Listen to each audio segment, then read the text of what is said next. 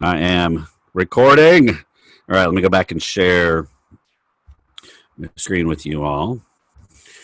I'm going to walk through just to give you a sense of what happens at our service, and then we'll talk through a few things, and then plenty of time for a question and answer.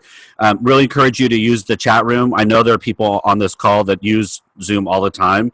Please help each other out. That was the best part about the last time, was that folks got a chance to just ask questions. No question is too simple.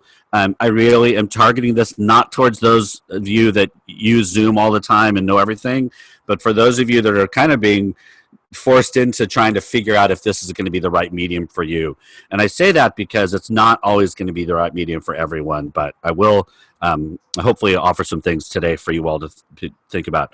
So at First Presbyterian Church, we have been doing an online Zoom experience, not for Sundays, but for we have a prayer service every Wednesday night, and so the move over to this wasn't that dramatic for people.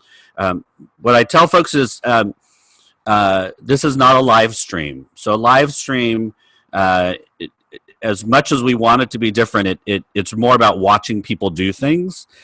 You may try to guide people in their worship experience when they're at home by sending bulletins or doing other things, but it's essentially watching somebody lead us in worship, which I think is mostly what we do in most of our congregations.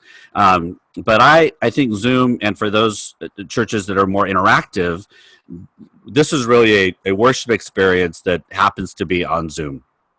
And so you'll see a few things as I move through our slides and let you see kind of what we do. A couple of notes to think about. I'll talk a little bit of this later, is having a couple people part of your team, at least one or two people to monitor your chat room.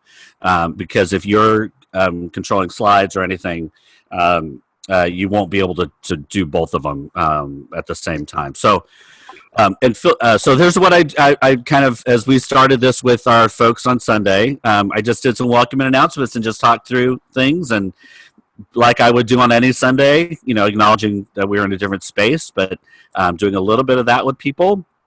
And then I walked through some Zoom rules, just in terms of how we wanted folks to be. So, and I would say this the same way. Be muted most of the time, and use the chat room to ask questions, to lift up prayers, to just love all over each other, just kind of be community that way. I did it as a way. I said, this is your permission to blatantly talk during the sermon. So they went ahead and lots of chat going on. It was great. And then had them do their video to make sure that we could see them when we did the reveals. And then just reminded folks that this wasn't going to be perfect, and that's okay. I don't know how many of our worship services are perfect, but expect grace in all this. And then I walked through the service for them. We didn't send out a bulletin ahead of time or any kind of order. Stop. Don't touch. Oh, somebody mute themselves. Let's see me get over here and do that. I'm going to mute everybody. All right, so when you're running this, also under participants, you can go in and mute everybody at the same time, as well as unmute them if you want. All right, so I got to give an element of, here's the things that we're going to do. I did a call, I did some text and reflection, and then we did communion. I'll tell you how we did that. And then we did ascending and did some prayers and a charge. So we do in our service, we do a centering chime at each of our services. And so we did the same thing. I rang the chime right into the microphone, and we spent 3 minutes just in silence together while the screen is on. So they have not seen each other yet. This is just like you all, for the most part, not seen each other. So we use this time just to center, just to settle. And I don't know if there's been any other time where that's been needed so much. For just people to have some silence and sitting. So we did that. I did an opening prayer. And now in future services, we're bringing some other people on to do this. So the voices will be shifted a little bit. Then I did a confession that I took from a site called Liturgy Link. And this one was written by Teri Peterson. I don't know if Teri's on this, but and I just read through our confession. And then we did a passing of the peace. So this is what I did. Is I said, okay, now we're going to do the big reveal, which we will do now. And there you go. So then you get to kind of see everybody, and the kind of the impact of seeing all the people. So if you scroll through your screen, right, and now you're seeing faces of folks. And then what I did, which was I didn't know if it was going to work, is I went in and I unmuted everybody, and I said, "Everybody, say hi." Hi. Hi. Hi. See you, Deb. Hi. Hi, Hello. hey, I'm Hi. Hi. Hi. Hello. Hello. Hi. All right. So that's what happened with our group, and it was lovely. I mean, it was, these folks, it had only been a week since we had met. So we canceled services last week, so they knew this was coming. But all of our retirement communities and many of our folks had already been on lockdown, and so this is the first time folks had seen each other their faces in a while, and it's a very social church. So there was you could see people weeping when that happened. We had about 70 people logged in with about, I'd say, almost 80 or 90, maybe almost 100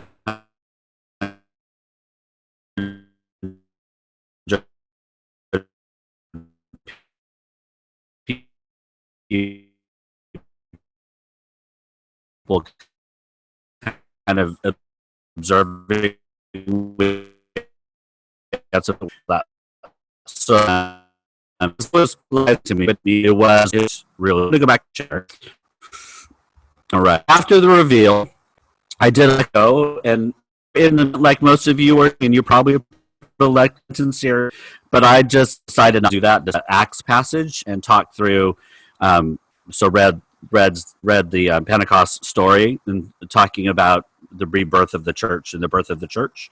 So we do Lectio, which works really well. Here's making sure that you put the words on screen so that those who need to read it and hear it. I gave permission for people to read or not, but I think it's just a good thing to have the words up there. And then we took 2 minutes in between. Those of you who've done Lectio, you know how this goes. So I read it again. Dun, dun, dun. And then I did a time for reflection, and very short, this was like 5 minutes maybe, and encouraged people to chat in the room while I was talking, lift up prayers for each other, ask questions, really kind of interact with each other. And then I just did, I don't remember how many points I did. Did that one, and then talked a little bit about my family's urge to go visit our grandmother, my kid's great grandmother, and honoring this wasn't about us, and then about how the opportunity to live community differently. Did a prayer, and then I did the last reveal, but I'm not going to do that yet because I'm going to walk through the rest of the service and then show you. Then we'll stop sharing. So this is the last time I shared the screen. One of the things as you're thinking about this, going back and forth too much is a little disjointed. So how I plan these out is to go through, really, usually I use a shared screen for the first half and then stop that for the rest of the half. So you're not going back and forth. But I decided to do that passing of the peace inside that, and it seemed to work. But so they wouldn't be seeing the rest of these slides, but this is how I plan out the rest of worship. So I do prayers of the people, which we had folks actually raise their hand using the hand raising option on Zoom, and so you can call on folks and they can unmute and lift up their prayers. So that worked really well. And then we did communion, which I'll talk about in a minute, how we did communion. And then I just did a charge of benediction at the end, and then let people hang out a bit afterwards. All right, I'm going to stop sharing. All right. All these lovely faces on there. Yes, please keep asking questions in the chat room. Let me tell you a few more things, and then we'll take some questions and just begin to talk a little bit. And then I'd like to know if there's anybody that did a Zoom worship this particular Sunday. If you would, I'll ask if anybody wants to share some of those insights for you of what happened. So let me talk about prayers of the people a little bit. So the way we do it is I just had somebody, so if you go into participants and somebody want to raise your hands so folks can see what that looks like. So in your participants mode at the bottom, there's a hand raising option. Do you all see that? Nobody raising their hand. That's cool. Well, there they are. Hello, hand raising. So Christopher. So I see Christopher James raises their hand. So then I go and I unmute Christopher. Christopher, do you have a prayer for us today? Oh gosh, put on the spot. I think I know. for our nation. Yep. Great. So I'll thank you. Then I mute Chris back. And so I can just look and scroll down my participants to see all the folks who, I'm calling on Ann Dybert because I've known Ann. Ann, do you have a prayer for us today? I do. A prayer for all of us as we are figuring out, for many of us, new ways to be pastoring and connected with so many people who are looking to us for comfort and consolation. Great, thank you. Now, one of the things about doing the prayers of the people like this is I told people at the beginning to put it on speaker view. So if you're not on speaker view, go ahead and click on speaker view. And what this does, so I'm going to now call on Speaker view. Oh, so speaker view should be at the top right corner, and it's either going to say gallery view or speaker view, which means that when it's on speaker view, that means that whoever's talking, their video is going to come up. So I'm going to find somebody who's raised their hand. Oh, Peppa, I'm going to unmute you, and Peppa is going to lift up a prayer, and you should all see Peppa come onto your screen. Hi from Texas. I am praying for those who are impacted by this and for anxiety as we lead both concern of health and concern of how to do this well. So that's my prayer. Great, thank you. And then I'm going to call on Jeff Spencer. Good morning. My prayer is that we, oops, am I muted? Yep. Nope, you're on. I'm on, okay. I thought that I would see myself in the speaker view, but I'm not seeing myself. Is that typical? That you probably should. You might still be in gallery view then. No, I'm in No, speaker you're in the view. speaker view. Yep. Okay. Yeah. I see you. We see you. Hi. So my prayers, like others have said, is about how to be a good pastor in the midst of this crisis and how to make pastoral connection that is real. My instinct is to go out and hold hands when we're supposed to be keeping 6 feet apart, and that's hard. Great. Thank you. Thank you. All right. So you got to kind of see how that works. Now, look in the chat room. I see some folks talking about, so Jeff, you might have had yourself pinned. Do you have yourself pinned to the top there? That could be one of the options. Okay. So that's how we did prayers of the people. And folks got a chance to kind of interact with each other in the chat room as well as from the prayers. And then I just had people go back to gallery view. And then we had communion. Now, I did preface this, I don't know what traditions you all are coming from. I did preface this with the group. I said it's probably illegal, but who cares? We're going to have communion together. And so beforehand, I told everybody to bring something liquid and something edible and bring it to the tip. So I didn't bring mine out here.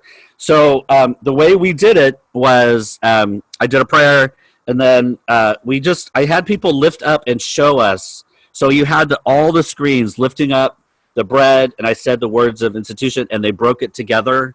I mean, it was fascinating to watch English muffins and donuts and toast and the bread of the people being broken. And then I poured, this is my little, and I had a little wine and poured it in. And we, as we did together was on gallery view, you could see everybody dipping and then partaking. It was quite lovely. Again, you have to decide if ecclesiastically you will get in trouble for that or not. I mean, I don't know how strict people are going to be these days, but it felt right and good, and so we'll do that every Sunday. Darkwood Brew did that a long time ago as the online worship service. So this is not new at all. Okay, and then towards the end, just did a closing prayer and charge, and then muted everybody after the charge and said, people hang out and chit chat if you want. And so just like you would do after worship, and you just saw people as they wanted to leave, they left the meeting, and other people just kind of interacted in the chat room, or we all talked a little bit, but you just kind of saw folks leave as they would in any normal service. So that's what we did, and so I'm going to open it up for questions. And then if you did a Zoom service, I'd love to know. I'd love for you to share with the group a little bit about how that went for you, the pitfalls, the kind of the good stuff, the surprises, anything, because I think a lot of folks, this is going to be totally brand new. All right, so. I am gonna take some questions. So so with the hand raising thing, you have to lower your hand if I forgot to do it. So you have to lower your hand if you once you get your question answered, or if you no longer have a question. So does anybody have any questions? And no question, you just go ahead and shoot. I see some hands raised. I'm gonna call. Aaron. Brahim, do you have a question? I guess I was under the impression that the moderator sets up chat rooms. Is there a way for people to go into their own chat rooms? So yes, you could. So there's a natural chat room that you enable the chat room, so that the one that you're here, you'll if you're the host, you can. That's going to be automatic. I'm sorry. So it'll be automatic. You can also do separate rooms, but I would encourage, if this is new for everybody, to not start to use all the rooms and all that. Just to be, I made this as simple as possible for people, so that one, you can. I assume most of you do not have tech specialists in your church that are going to run this for you, so you want to make it as simple as possible for you to be able to use. So, but the chat is a normal part of the interaction. The only thing is, I would say, is name somebody who's going to monitor that chat room, so that you're not having to also do that yourself. Cool. All right. Other questions? I'm going to just scroll from the bottom here. Kate, let me unmute you. Go for it. Okay. Sound. So if I'm had trouble myself getting into the conversation this morning. I'm assuming you did this in the sanctuary at the church? Nope. No. Okay. So you're sitting where I was. You're watching me where I was. Alrighty. So I can just do this from my laptop anywhere and invite people into the Zoom and yes. So so be somewhere. I actually flipped around so you saw my backyard, not my kitchen, because my kids were wandering around. But yeah, so I was just, and some of that was really intentional. I thought about, maybe I'll go to the church and do it from the space so it feels comfortable, but I'm not encouraging anyone to be at the church. And so really said, we're doing community from where we are. I'm on kind of I'm not quarantined, but we're staying at home. Everybody else good. So I think there's some real legitimacy in doing it from whatever space you're in. Okay. The other piece is, just so as folks are thinking about how you're setting this up, when you set up your meeting in Zoom, you want to schedule your meeting in the meeting section of the Zoom, schedule it. And I made people register only because I kind of wanted on this first one for it to be mostly our community, knowing that if we put it wide open, that a lot of other people would be there, which is not bad, and it's okay. But for this first one, I wanted our folks just to kind of be in that space. So you can decide how you want to do that. We did have people from outside our community. We had, again, we had more people show up for our Zoom conversation than we do on Sunday at worship. So we had, again, I would guess we had 100 people participating, and we have 80 usually ish. And so, we had people who had just left and moved who were back on. So there's a real opportunity for your community. Like people are like, oh, I haven't seen so-and-so in years, and they were on. So lots of interesting opportunity. Okay, I'm going to go to Kristen Granberg. Oh, I'm sorry. Let me unmute you. Oh, why are you not being unmuted? Unmute. Myself. There we go. All right. There you go. Yeah, we tried this yesterday on a congregation that basically some of them had never been on any kind of video platform before. We tried a test run on Saturday for people just to check in.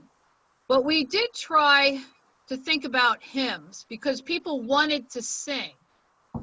So I was wondering how you handled that. What we did was our choir director played from home and sang the hymns, and we muted everyone and everyone could sing on their own because of delays.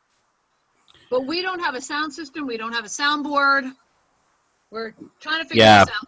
And then, Okay. my second question on that is, since I was running the Zoom, not just the chat, but flipping the slides while also trying to, is there a way to have two people do that on the same system?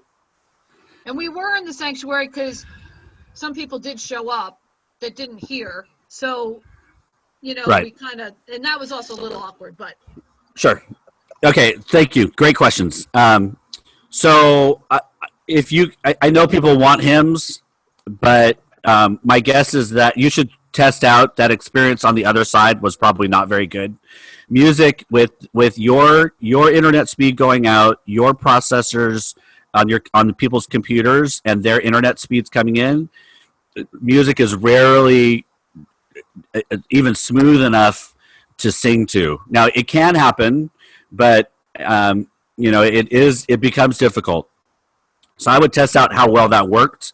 We just gave up music. I had tried multiple ways to try to figure out how to do this. So I recorded a very short jazz kind of intro that our music people did, put it on my computer, tried to push that out, and it worked on for a few folks. But when we tested it out with others, it was awful. And rather than have that part of the service not be good for everyone, just pull that out, and we're just going to post those later and say, hey, if you want to listen to Andy and Jonathan play Cantaloupe Road or whatever it's called, here's where you can go. So I took music out. I shortened the service a little bit and just kind of said, music doesn't work. So I would test that out. I think. I'm not sure the trade-off is worth it, but your community you'll have to decide. Now, if you record it ahead of time, that's different. I'm just talking about live kind of Zoom-based worship. It really doesn't work very well. Your question about monitoring. So you can anybody can be your Zoom deacon, your chat room deacon, because anybody can be in the chat room at the same time. So what I do is I ask them. Just to monitor. So I name it at the beginning, name the people at the beginning. So I said at the beginning of worship, I said, Yulan and Karen, they're going to be in there. And if you have any questions, need links, just ask them and they'll get back to you and they'll respond. And then I had them shoot me personal messages of prayers that need to be lifted up if anybody didn't want to do it from their voice. So you can have people in there as well. Can you share your computer audio with your screen share? But I think, yes, you can share your computer audio while you're doing your screen share, but you have to make that switch before you go into share, and then you can share your computer audio. All right, I'm going to call. What does that mean? What does that mean? What did you just say? So there was a question in here about computer audio. So when you go to your settings down at the bottom left-hand side, when you choose what microphone you want to use, you can either use your computer audio or your which microphone. So you can do internal mic, switch to computer audio. There's different ways you can use what sound is coming out. You can use, when you do something right off your computer, you want to use the computer audio and do it. But it's still a little choppy. I'm just not a big music fan on live Zooms. Now, again, recorded, great. Live, not so much. All right. Okay. Let's see. So let's go to Naomi. Oh, wait. Naomi. Yes. I am in the process of trying to figure out what Zoom product I buy. Which one is this that you have? I'm assuming it's not the Zoom Pro. It must be the one with the webinar. No. So I'm using just the $14.99 one. Oh. Yep. And so that's usually going to be enough for everybody. Now the limit is, if you're looking at how many participants are right with us now, it's 100. So We have a really small church. And yeah. So most of our churches, this is going to be plenty. So that's when you start to get into the other ones, you can do add-ons for webinars and some other things, but yeah, everybody will just need the $14.99 one, and that's enough. That lets you have unlimited time, lets you record the group, many more group people, all that kind of stuff. So it's obviously well worth the investment at this point to do that. And somebody shared last week, there's a tech on TechSoup, there's a nonprofit version if you want to go a little bit bigger earlier. But I would say for most of us, the $14.99 is just fine. Okay. Great. All right. And, all right. And is there something that I need to be doing so that I can, my video is on? Have I done something that I've turned it off? Or let's see, I'm not in speaker view right now. See me, can you? No, I can't. So you need to probably go in there. You're probably going to need to go into your settings and allow your computer to use your video. Somebody in the chat room, go ahead and help out with that. Okay. It's in your settings probably. It's on my end. Okay, never mind. Yeah, that's on your end. Okay. Yep. All right. Okay. Let me see. Other questions? I'm seeing Liz. Let me unmute you. Canerva. Hi. A really basic question. That's okay. The slides that you used at the very beginning of our time together with the worship pieces. How is that integrated into the Zoom platform? Sure. Seriously, talk to me. Yep. Yeah, So so what you do is you create your slideshow, and whatever you're going to use. So whether that's, I use Google Slides, and I will share my slide deck with folks on the Facebook meet group, the Facebook event. I'll share the slides out. So you use whatever you're going to use, and then you put it into present mode so that it looks like whatever you would show on a screen, right? And then you go back over to Zoom and you hit share. And so here's what I'm going to do. I am going to go ahead and let me show you and talk through, for those of you, I know many folks, this is going to be a question. So I'm going to just go through and show you, walk you through how to do this. So I'm sharing my screen with you all now. Yeah, okay. So I would go back to Zoom, and I'm going to hit share. Oh, so now I can't do it because that's right. So here's going to pop up what I want to share, and it's going to ask for share screen or share application.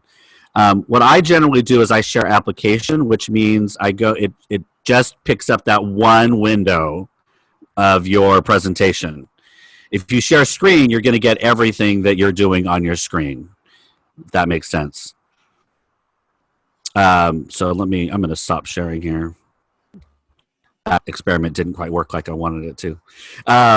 So you're going to set up your presentation, start it, go back to Zoom, and then share out that particular application, and then it's going to show on your screen, and that's when you can start moving through your slides. Does that make sense? Ish. So part of this is going to be. Yes, I was going to say, please do not do this without having done it on your own. Now, the other thing that I do is I set up a second screen, whether it's my phone or my computer, and then log in as a guest or as someone else. So that way you can see, if you think you're sharing on your screen, make sure that it's sharing on your screen on the other screen. So definitely practice. It takes a little bit. That's why I don't encourage people to go back and forth multiple times, because you don't want to get into a space where you're not sharing your screen or you're sharing something you're not trying to share. So definitely try that. But that's, you either share your application, which is one particular program you have open, or you share your whole screen. So the best way is just to share the application, the slides that you're running, and that way that's what they'll see. All right, I'm going to keep going. All right, I'm going to lower your hand and mute you there. Lower hand. Deb, hey, what's up? Deb Avery. Wait, let me go ahead and mute yourself, Deb. Go for it. Hi. Couple things. One, would you recommend, we have some folks for whom this is going to be a little bit challenging. Would you recommend running simultaneously with Facebook Live? That might take some of the pressure off that 100 people. And then the second thing was, do you have some good email blurb that we can use to send to people for whom this is going to be a first time? Because I'm having a Zoom session meeting tonight as well, okay, and I could actually use that language. Thank you. Okay, so first one is find, and I mentioned this last time as well, we're using this, we have tech deacons. So find 1 or 2 or 3 people who are calming, but also teach well, so that they can walk alongside of people. Now, if they're retirement communities, they're not going to get in there face-to-face with people at this point, or depending on where you are. But I found we got in right before we closed last Monday to have people sit with somebody at their computer and help them push the right buttons and get them set up, so that they felt like they were totally open to it, but just wanted to do it right, because Zoom felt different. So if you can find some people that can be those helpers, even on the phone or whatever, use that. That takes a huge amount off of your pastoral energy, is to have tech deacons. And and that's a way to pull people in that probably haven't been engaged in the church before, or it's in the same kind of way. So that's one. Yeah, I have people like that. Sweet. That's good. So as far as a blurb, I sent something out. I don't have anything right off. I'm sorry. So no, I don't. That's okay. And what about running simultaneously with Facebook Live? Oh, Facebook Live.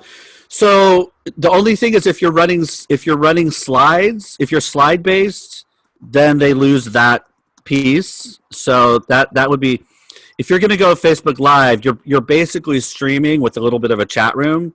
So I would just either choose one. I mean, if that's the only way, it depends on how heavy you are going to be in terms of your slide usage, because they're going to lose out on that piece. And then you're also having to manage a couple of different screens and everything. It would just depend on what your capacity is and how much energy you want. But I might choose one or the other, just in terms of simplicity at this stage. We're just a little bigger, and I've also got like you, kind of a little bit of folks in smaller churches around the area who are looking for some support because they can't do it themselves. So we're trying to figure out how to be. I might just pay for the extra Zoom people if you wanted to really do the Zoom thing, or you just go and do Facebook Live and do stream. There's nothing wrong with streaming. It's just a very different experience than you would in other settings. But thanks. All right, I'm going to keep going here. Teresa, hey, Teresa Eagle. Did I have a question? Your hand was up, but I'm going to lower it. I forgot there you go. To take it down. That's okay. How about Lynn Hanna? All right. My question is, I am not familiar with Google Slides, so can you use PowerPoint? Is that another option to use, and is it any different? Yeah, you can use any slide presentation thing you want to use that you would normally plug your laptop in and project it. You can use any of those.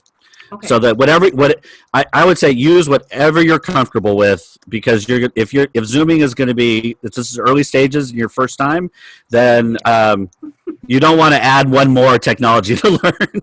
Right. Um, right. Great. I'm going to take a break for questions now, and I'm going to call on Rob Dyer. Rob says that they did their first one, and so Rob would welcome. Go ahead and unmute yourself. I can't find it on the thing, and share a little bit about prep, pitfalls, surprises, anything you'd like to share with us. Sure. So we did our first one this Sunday. Watched your presentation from last week. That was very helpful in giving us some good tips to start out with. We did a practice session on Saturday where we got the word out, and we set up a separate Zoom call and had people just try it out, and then gave them a cell phone number of someone that they could call during that time and to get advice and just help getting it set up. And so we worked people through some of their difficulties on Saturday. What we found is that very few people took advantage of the Saturday trial. We had about 16 chime in for that. And then we were fretting all day Saturday if 100 connections would be enough. We normally worship around 250 at our 10:30 service and total 300 overall. So we thought, well, we went ahead and did it. We paid $50. So we would have a month of up to 500 participants. And that was a good deal because we ended up with over 120 connections. So no one got locked out. I think that was a good thing. It was worth the $50 to make sure nobody got locked out. Now, when we ran it with a small cast of characters who came to the worship service. I would say that the biggest failure was music. Part of it probably is because we just used the laptop mic. I mean, we literally just set up the mic on a music stand on a little, we lifted it up a couple of feet so it'd be at head level. And it worked okay. But the minute we started playing music, it sounded like some type of old-timey film with the piano sounding kind of clinky, and the singing was, and so that's fine. Going back and hearing the recording, it was painful. But at the end of the day, people still appreciated it. I'd say the biggest win was Thank you. Take care, Bob. Thanks so much. As people were logging in. We all have our little office designated spaces. Wait, make sure everybody else is on mute. Make sure you're on mute. As everybody was logging in, we would just do shout outs like, hey, the Day family just logged in. And like, oh my goodness, the DeYoungs who moved up to Springfield, they're logging in. And then like, there's Eric and Shannon from Germany. They moved away like last year and now they're logging. And so it was like this fun reunion. So we started it about 20 minutes early so that we could have that reunion time and informal shout outs. And I would unmute people one at a time to interview their kids. And the kids loved that. And then we went through the service. We did a little bit of screen share for some prayers that we did. I think that worked well. Time with the children worked really great because we said, okay, we talked to the kids and asked them questions. And then we had the kids or their parents would type in the answers. And then we'd have someone reading out, hey, Kata says that we should call people to reach out to them. And, Eli says maybe we could do our own FaceTime with, and so we had that kind of interaction going, which was great. We did the same thing for prayers of the people.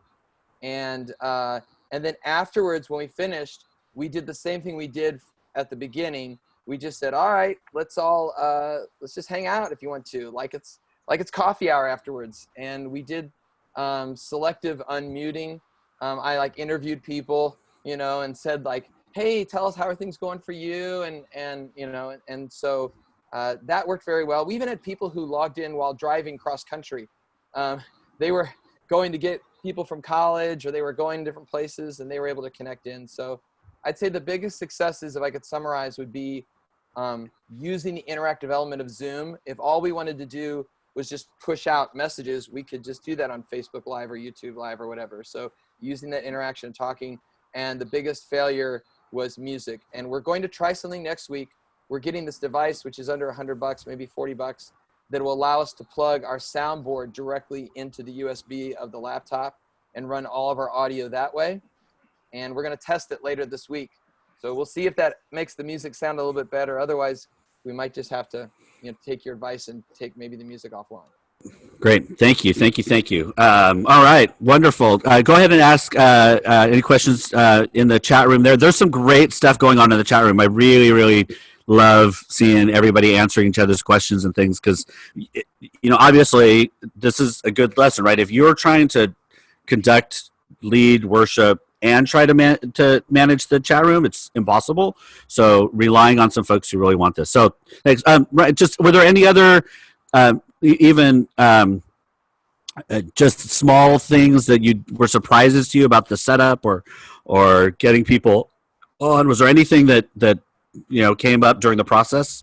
Yeah, I think one of the best things is that we have this really amazing director of Christian education, Stephanie, and she on Saturday called everyone in our directory who she had a suspicion would not be well tech enabled. And maybe even didn't see the email messages that we sent out, and personally talked to them and encouraged them to at least phone in. And I think a lot of our older members used the phone in feature and just listened that way. And that was a big win. So they felt like they had a chance to be a part of it. And I would say that was, and then the conversations that resulted from that. And a lot of the people that she called said, oh, I have email. Here, let me give you an email. So we picked up about another 24 emails for our email list just by making those phone calls. So I think that was interesting. I didn't expect that in terms of the setup as well. Great, thank you. Okay, did anybody else be curious? Go ahead and mute yourself. Thanks, man. Did anybody else do Zoom worship this week that you want to share some things? Sorry, I'm trying to look through the chat right now. If you did, go ahead and unmute yourself and just go ahead and share.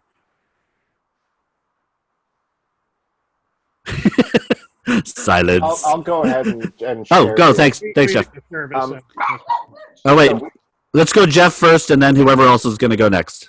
Go ahead, Jeff. So we essentially did a streaming of our worship service through Zoom. We didn't use many Zoom features except at Prayers to the People, where folk who had prayer requests that were with us via Zoom. We had about 30 in the sanctuary and at least 30 who were connected to us through Zoom. And I know one of those was a family of 5. So, and so for Prayers of the People, people typed prayers into the chat, and then we had a tech deacon reading those aloud during the Prayers of the People. Okay. Do you think this is going to change? I assume services are not happening after this. Right. So we're going strictly to more of your model coming this Sunday, where it's going to be much simpler. Again, when we tried to stream, because we weren't mic'd well for the piano, for the organ, for the choir, for the congregation, for singing, the music, that we got complaints about the music. And so my hope is for music, we'll take something and drop it into the PowerPoint presentation. And then when we get to music moments, we'll just play that music within PowerPoint. So whether that's a video or it's simply a recording that we drop in. All right, great. All right, there was somebody else who was going to jump on. Go ahead and mute yourself there, Jeff. This is Go for it. Yeah, we did it. We had a few technical difficulties, and it took us 15 minutes to get people on, and we lost our internet connection halfway through. Oh gosh. Other than that, we had really good response. And people liked it, but those were our 2 biggest things. And of course, we've had the music issue, but those were the 2 biggest things. We're figuring out how do we let people join right at the beginning, because something happened that they couldn't hear anything for about 15 minutes. And that's when we lost our internet connection. And then I did something when I got us back on internet, and that invited everybody into the group. Right. There's a question in the chat room. Thanks, Brian. There's some questions in the chat room around licensing, getting your 1 license, maybe your CCLI. That's one thing when you don't do music, you don't have to worry about. But there also, I saw in here a few people that were saying that their music worked out okay. So there, if you scroll through your chat room, so Matt looks like it went okay and they did something. And then I saw somebody else that talked about Tazay up here somewhere. That there are some ways to do some music, so go ahead and interact with those folks. Let me talk a little bit, though, about offering So you notice that I didn't have an offering this particular Sunday, and that was a choice to go to simplicity versus not wanting to do it. So we're going to do it on this coming up Sunday, and we already have online giving, but we stopped taking offering during Sunday services already. So folks are not used to, like, we don't pass the plate anymore. So what folks are used to just sending their checks in, now I just have to remind them they actually have to mail them in versus just kind of dropping them in the back little bowl we have. So it wasn't a huge switch for us, but we are starting to look at text donations. And those of you that are Presbyterian on here, and I guess if you're not Presbyterian, you can use them as well. The Presbyterian Foundation has a pretty easy, well done system to help online giving. So I'm sure there are other denominations also have their services too, but so we're looking into some text giving, and so we already did some online giving. So we'll just put a link in. I'm thinking about doing offering and switching it up and possibly having somebody share something, bringing another voice in as the offering, kind of a testimonial reflection from something. So that's kind of what we're playing.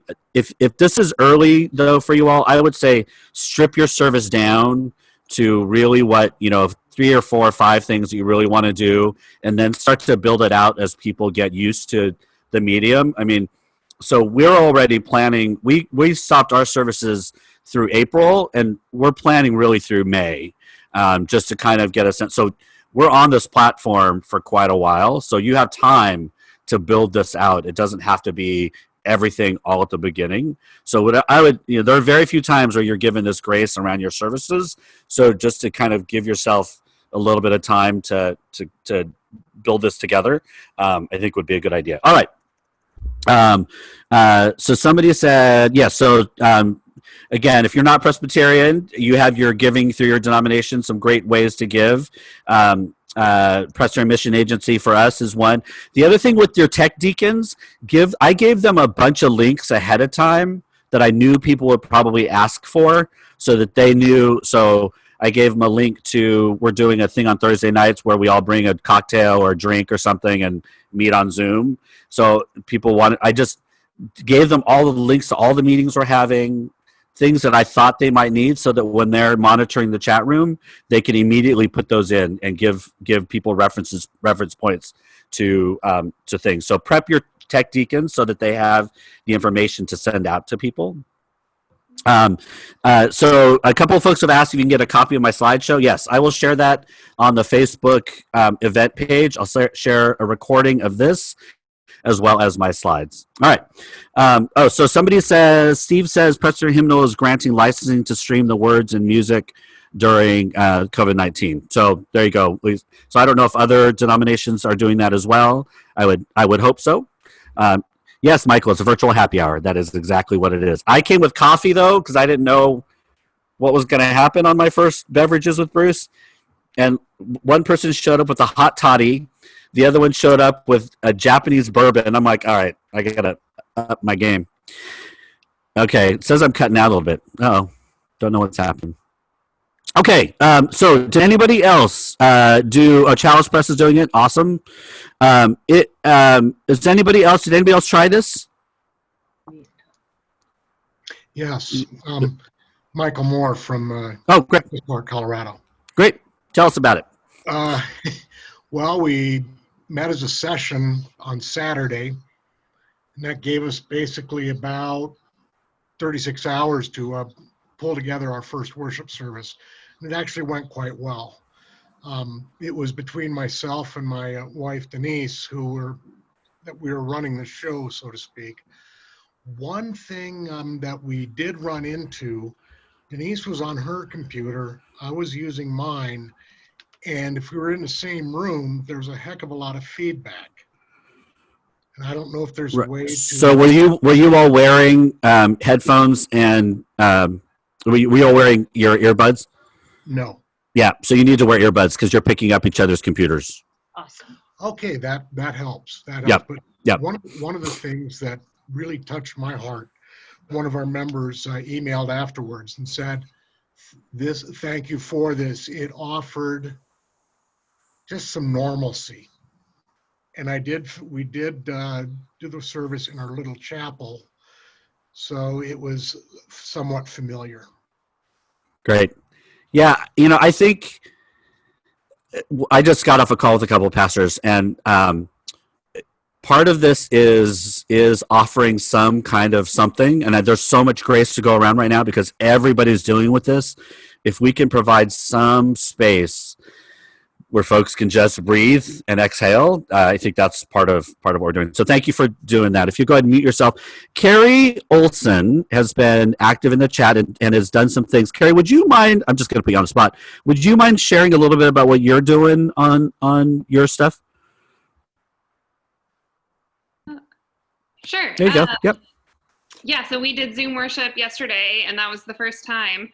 I did a test meeting that I opened on Saturday so people could try out the tech and work out the kinks and get comfortable with it. So I kept the service pretty simple and did, just some opening prayers. I taught people how to say, and also with you in sign language. And so I could say, the Lord be with you and peace be with you. And everyone could see each other responding, which was pretty cool. And then I gave a moment for silence for the offering to think about, what do you have to offer, not just financially, but can you run errands for somebody who might not be able to go out and those kinds of things. And then I did the devotion on the John 4 passage and talked about, where is your well? What's the source? How do you draw on that source that is going to sustain you in the difficult days ahead?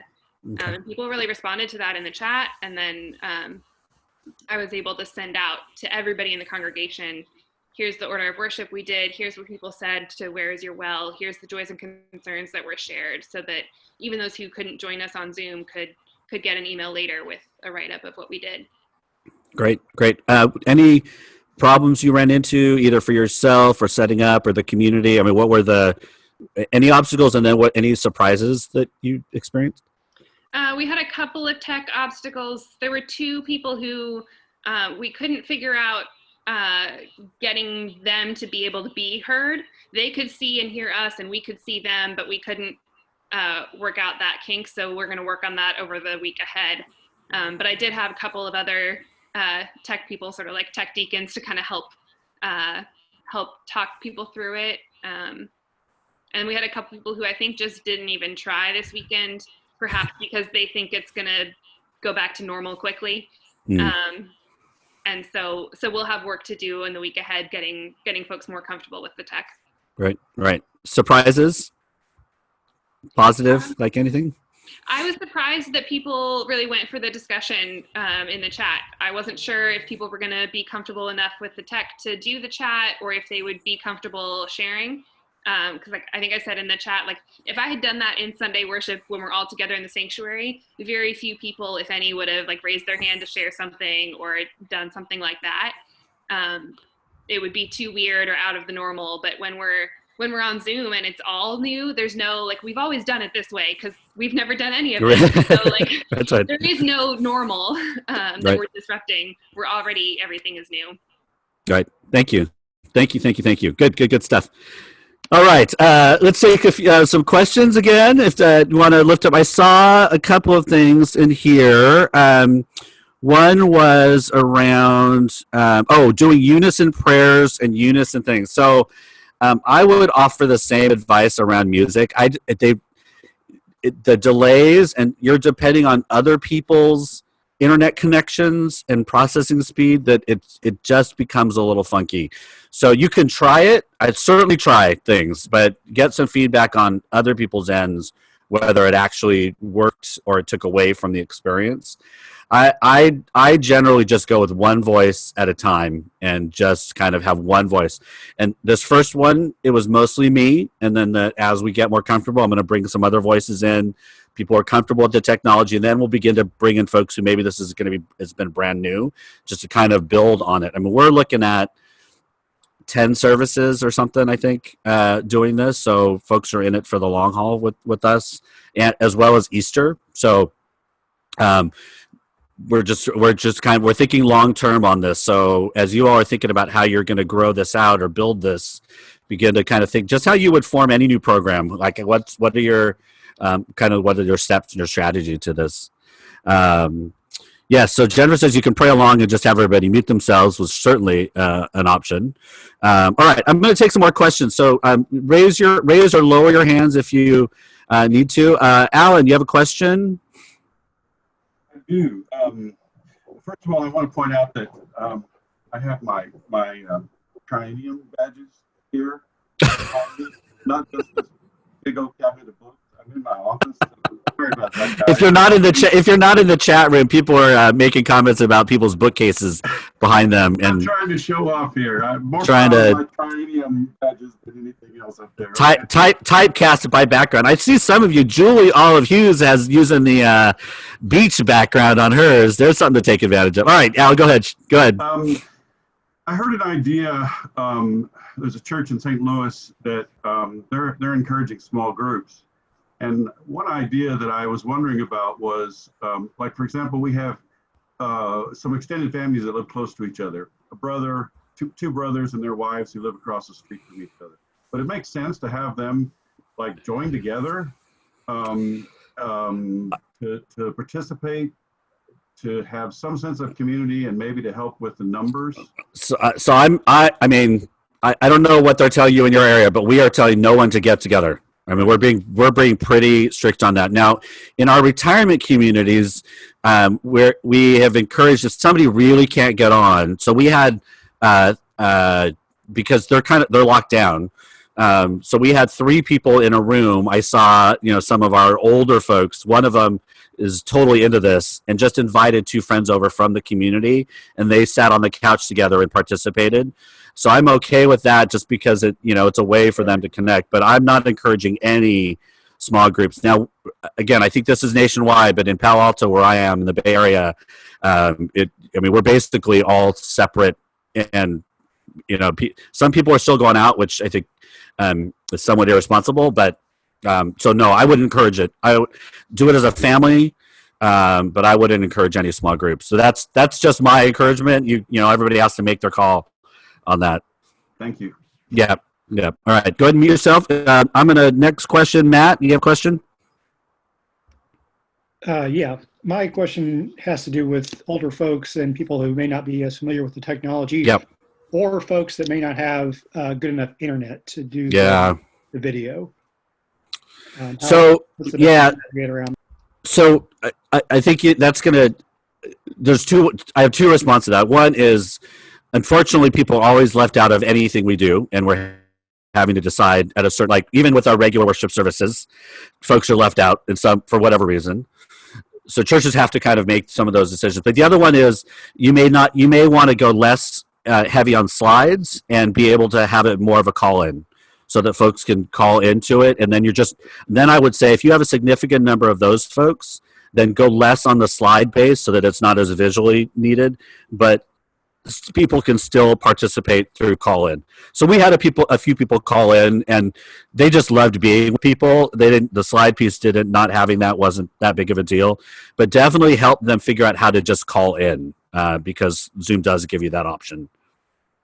Cool. All right. Other questions? Go ahead and use the hand raiser in your participants group, or just unmute and ask a question if you want. Anyone? All right, I'm not here. Yep. Bruce, Kim. Oh, go ahead, Kim, and then we'll go back to Deb. Go ahead, Kim. Hey, good to see you. Good to see you, sir. Enjoy working with your mom over here at your own church at Trinity in Stockton. As retired, I get over there once in a while. Could you repeat the Facebook friends group that is going to hold these recordings? Oh, yeah. So I'm doing this not to build up any kind of brand or following or anything, but if you go to Facebook and you follow my page, it's Reyes-Chow page. And if you go to events, there's an event for this, and I'll put that. I'm also going to do a blog post today that folks can go to, and I'll just post these things so that folks can get to them constantly, and I'll just update stuff. So it's if you go to Facebook and you type in Reyes-Chow page, then you'll find my Facebook page, not my profile where we're friends, but there's a page, and that has all the stuff on there. There's an event there, and I'll post it out. I'm also on Twitter. I put it out, so you should be able to find it somewhere. But I'm going to create a blog post so that folks, I'll just house all that there as well, and share that out as much as possible. Cool. All right, Deb, you were going to ask, or somebody was going to ask a question when Kim was there too. I actually don't have a question. I was just going to throw comment? out there that Sure. we're going to practice this kind of. I'm going to move Bible study onto Zoom, and that's a good way for people to practice, so they can call in and we can practice chat, and it's a little more informal, sort of informal feeling than a worship service. So we're going to do that on Thursday at 10 and at 7 every Thursday. So if anybody wants to, come in and like watch what we do. I'm not saying my Bible study is going to be all that and a slice of bread, but it's going to be something, and it'll be a way for people to sort of stumble around and bumble around and feel maybe a little better, more confident about using it on Sunday morning. Right. Thank you. Yeah, I would take advantage of this again. Also, just creating other times for people to gather, especially for folks who are really locked down. I'm getting the most interest from our retired people who are in these very active retirement communities. So they're 55 and over, but they're still in lockdown. That if you can just create settings where they can just log in and you can hang out, or they can hang out for an hour or so, I would really encourage that. It helps practice for Sunday, but it also just gives them an opportunity to gather, because folks are just going to be yearning to see faces, and this is one great way to do it. Ann Dybert asked a question in the chat about registering for the meeting. So I would say most folks, you probably don't need to do the registration piece. So when you go into your Zoom kind of dashboard and you schedule a meeting, you probably don't need to do the registration. So there are a couple things you want to make sure when you're in there that you don't click. And I'm gonna go ahead and share my screen. I think this might be helpful for some of you all as you're doing this. That's what I meant to type. I wonder if I can log in my Zoom while I'm on a call. Oh, I think I can. Look, that's awesome. All right. So hopefully I won't show you the password. I don't think it does. Okay. Come on. All right. So when you go into your meetings, there's here, you'll be able to see, so there's meetings here. You'll be able to see all the ones that you have planned. But then you want to schedule a meeting, which is up at the top. And if you see this, you're going to see, you can title it, description. So all that's pretty normal. You can set it to be reoccurring, which I'm in my personal account. We have a church account, so I set it for recurring for all the Sundays. The things you want to watch out for: do not check required meeting password, because you don't want, that's an added technicality that you don't want people to have to deal with. And then you may want to have people do registration or not. If you see right here, I don't think most folks, you need to do that. The only reason we did it is because we knew we were going to press on 100, and I wanted to make sure our folks got in. So that would be the only reason, unless you want to go ahead and pay the extra $50 to get more than 100 right off the bat. And then down here in the meeting options, you can do a couple of things. If you're going to be a larger gathering, I would enable the waiting room. That way, the meeting doesn't start until the host starts it, but everybody's in the meeting. The other thing that I would do is always mute participants upon entry. Enable waiting room if you wanted to do that, and those three. The record meeting automatically, just be careful with this. If you don't enable the waiting room, it starts recording as soon as the first person logs on. So if you, it's going to become very awkward, because if somebody logs on a half an hour before, that means that you're going to see whatever they're doing for a half an hour as part of your recording. So just, I never record the meeting automatically, and then you would just hit save, and then you'd be able to do it. So I'm going to stop sharing. There you go. All right. Other questions? And then if we're running out of energy on this, we'll end our time. Go ahead and unmute if you have any questions or anything you want to share at this point. So Bruce, if you start with the screen, if you start with the enable the waiting room, can that slide be up there that says No, it'll be a screen from Zoom that says waiting for host to start meeting. If you want to have it so the slide's waiting there, you just have to you start it and you share it early. The danger is that people can still unmute and mute, and so there's still kind of sounds going on. So I mean, that's just the trade-offs. All right, there was another question from the start. Go for it. Bruce, can you You ask can. recording once It's not done in Zoom. So you'll get 2 recordings that you can share. So you'll get a video and audio recording, and you'll get an audio only recording. So you could post the audio on a podcast or something, or if you're posting your sermons, you can share that way. But you also get a video audio recording. But then you edit it in something else. So whatever you're going to use. But yes, you'll just download those to your computer and then edit as you would any file. Cool. All right. Other questions?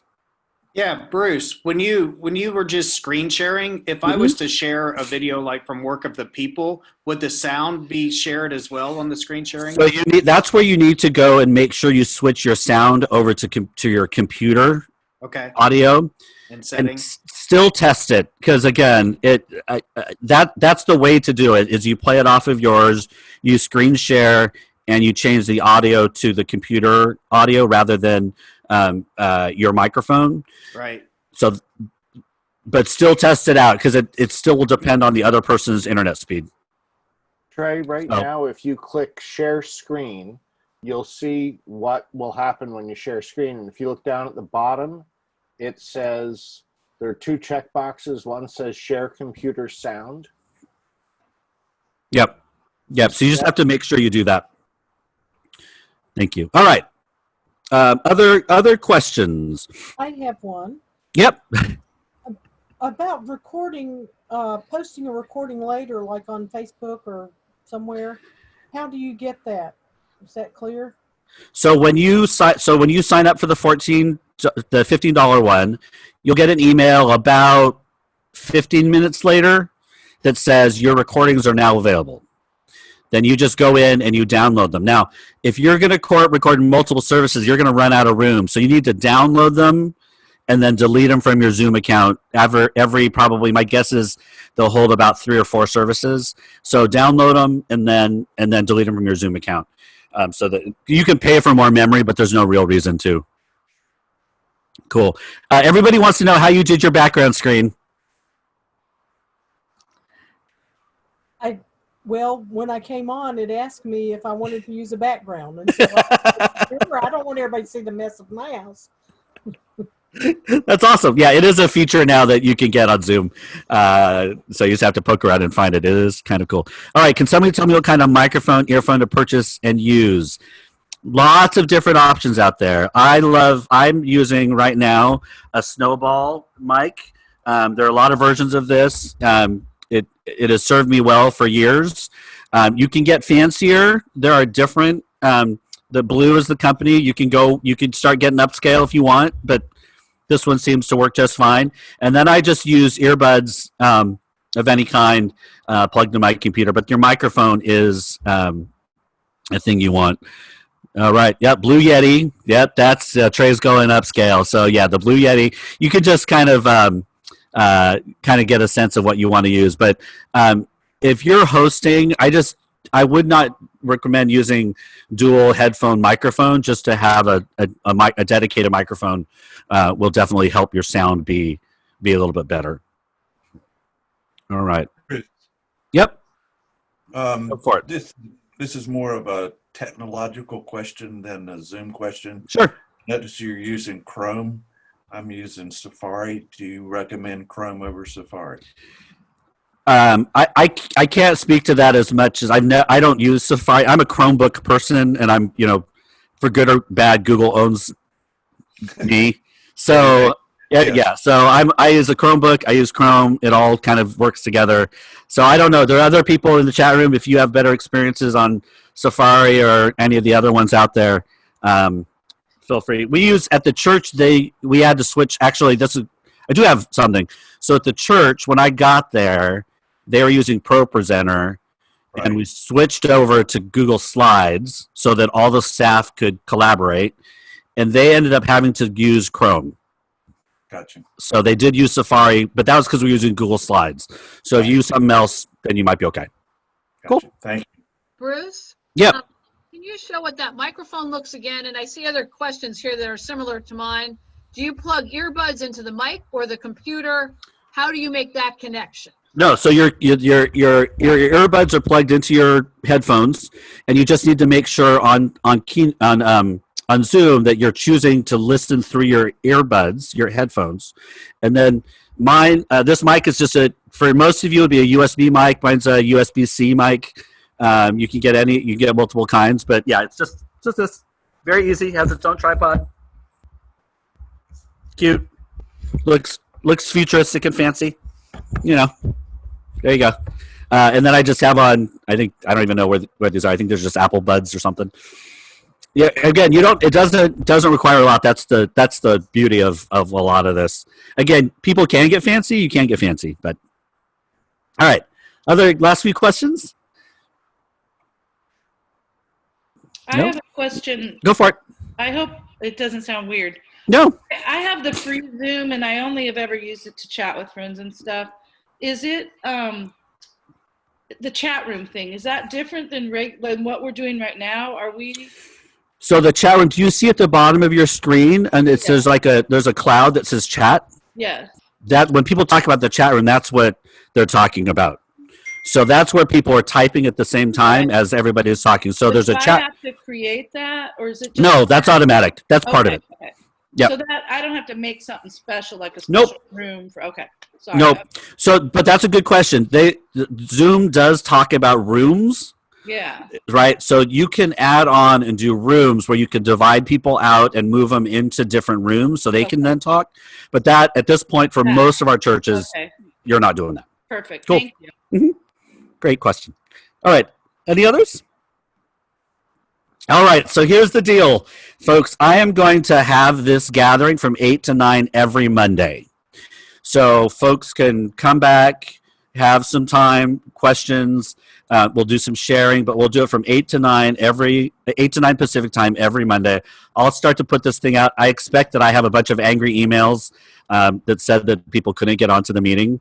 And just going to tell folks that we'll do this every Monday, probably through April, as long as folks need it. I don't mind at all.